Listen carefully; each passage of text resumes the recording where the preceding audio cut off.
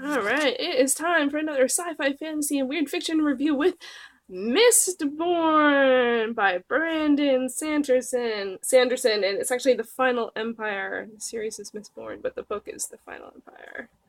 Alright, Mistborn. This book came out in 2006. It is of the fantasy genre. It's classified as high fantasy or epic fantasy. I'm curious to hear more about that. It's also it took me forever to figure out where the heck to start with this one because there are so many books involved in this world. But the first one's The Final Empire.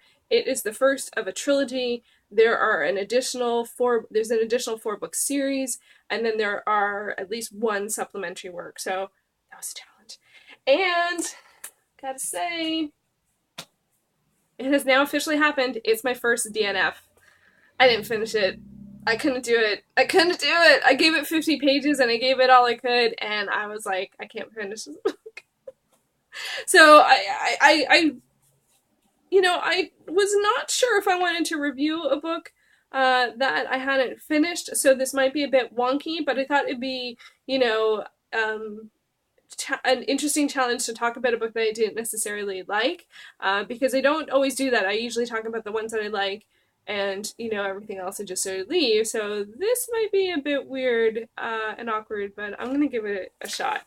Um, so a description of the book. So that, from what I gather, I read the first 50 pages. It follows a girl named Vin, who is a sort of uh, part of a street crew in this world where it's pretty much it's sort of like a fictional monarchy world. There's the Lord Ruler, who's this godlike being, and then there's, from what I understand, sort of a monarchy involved with him, and then there's basically peasants, slaves, and people that have very little to no power, and she is part of a group of thieves and has been left by her brother and doesn't trust anyone but has an ability to affect people, affect their emotions, and influence luck. I think that is correct. And but she doesn't know how or why she can do this. She doesn't really know how to control it. She just knows that she can do it. And then we get a new character of Kelsier, who is an old hand at all of this magic business and has his own crew and has his own plan and has his own, epic journey type of thing going on, and sort of recruits her. And to be honest, a lot of that is stuff that I'm really, really interested in. But the world is so freaking dark, man. It's so oppressive. She doesn't trust anyone. She's constantly feeling in threat of being attacked. She does suffer some abuse, and I'm just like, whoa. And I want to like her, and I didn't dislike her, but the the no trust, the no good thing, the no sunlight. I don't remember it, like not sunlight, but there was no joy. There was no hope. There was no hope. I can deal with the dark world if there is hope, and I wasn't feeling any hope because also she runs with the group of thieves. Then she gets into another group of thieves, and there was this magical moment. Like for me, this is kind of, I don't know if this is spoilery. It's hard for me to determine because I haven't read it all, so lots of this is going to be inferred. But there was this moment, this magical moment where I felt like, oh my god, this is it. This is where I'm going to start loving the book. Where the band gets together and it's everyone's going well, and it's like the new crew and everyone has their role, and it was feeling very comfortable and wonderful in a fantasy world and all this kind of stuff. And it just fell apart. It just totally fell apart for me. I did love the character of Ham. I thought the character of Kelsier has potential. I'm not sure where his values lie. It was a little vague, but even then, they're a group of thieves and they're trying to overthrow the Lord Ruler, but they're planning to steal from him. They're not planning to, rebel or free everyone or make the world a better place. It's planning to, it's a revenge, and wanting to topple a tyrant. The toppling a tyrant, I'm cool with that. The revenge, I'm never cool with that. I really don't like vengeance, ever. And yeah, it just, it wasn't, it just, it was so close. And then for me, like, as I was sort of struggling with this, like, am I going to read it? Am I not going to read it? Am I going to push through on that? I realized one of the other things that really didn't work for me, I got to do the air quotes for this, was the magic system. Because I've heard people throw around this term a lot as I've been reading and diving into more sci-fi and fantasy, and I'm just like, what do people mean by that? Like, what does that mean? Like, magic just, it happens. Like, magic just exists. Like you tap into it and it happens. And a weird way in this book, they're really talking about literally tapping into magic, because how the magic system works is that people take liquid form of elements and can enhance their natural ability to use their magic influence, and there's different skills depending on different metals and depending on your lineage. And it also has this lineage thing. I think the only people who have magic have blood ties back to the monarchy type system, but they're not supposed to. No one outside the people in power are supposed to have them. But of course, like, come on, like, no one, like, in these worlds, like, lots of people have affairs, so of course there's kids that pop up anyway. So but and I'm assuming that that's who Vin is, I don't know. But anyway, but for me, the magic system really felt like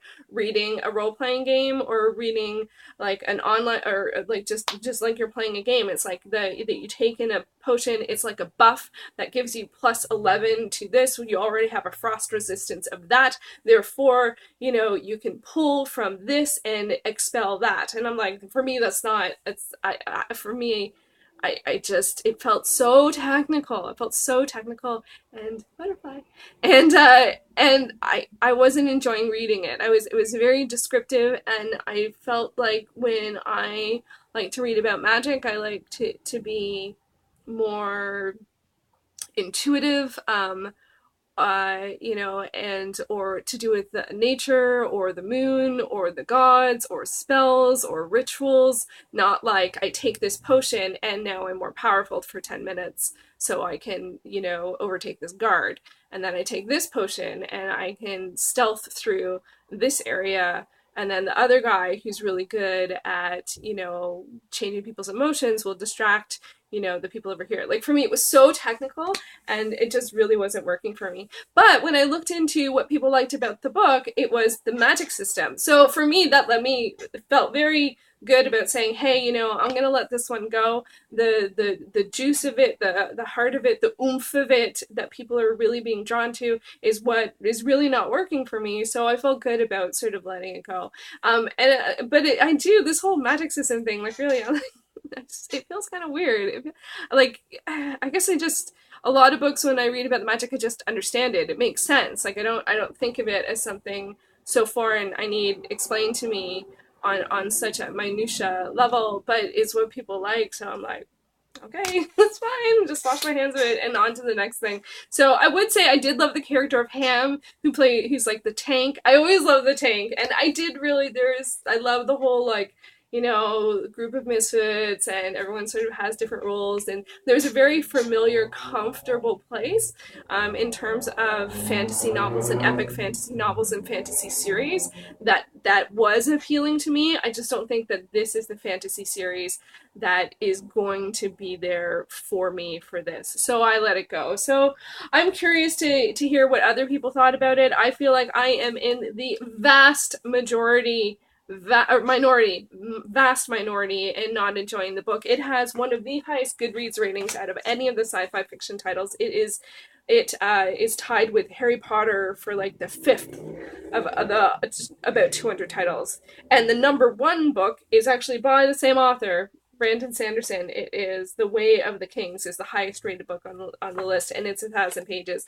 So if anyone's read that and feel like it's very similar to this or has the same pull to this, let me know, because that means I can probably let that one go too and just go to whatever number 2 is. and I didn't end up rating this on GoodReads. I'm a little stumped on that. I don't feel like, sometimes I will rate, and Mark has read a book that I DNF'd, but if I read a substantial amount of this one, I read the first 50 pages of 565 pages.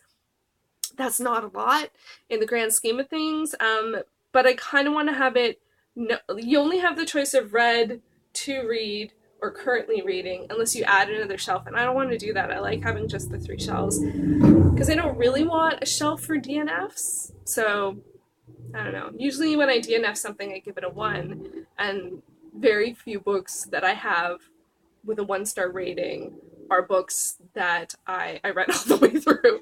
So anyway, I don't know I'm curious as to how other people treat DNFs on Goodreads, and whether I'm just thinking a lot more about this than other people.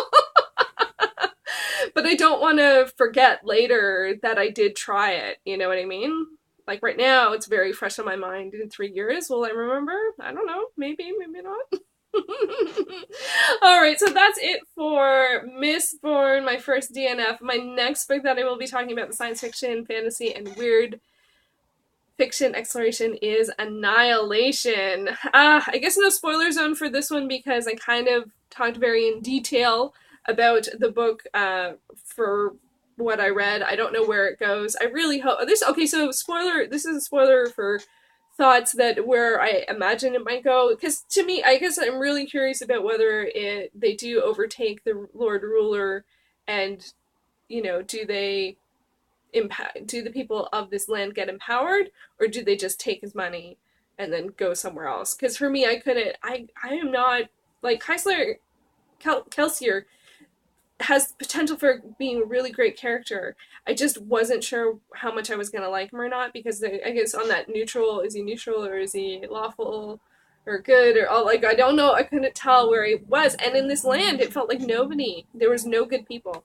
There was nobody was nice. Nobody helped anyone, and everyone was out for themselves. That is the perspective of Vin. Vin's perspective brings that. But, I guess when you're living under a tyrant, I don't know how much positivity there is. So, except for the tyrant, they get it all. So, anyway, those are my possible random thoughts, possible random spoilery thoughts. But next up, Annihilation. We'll see what happens with that one. Thanks so much for watching.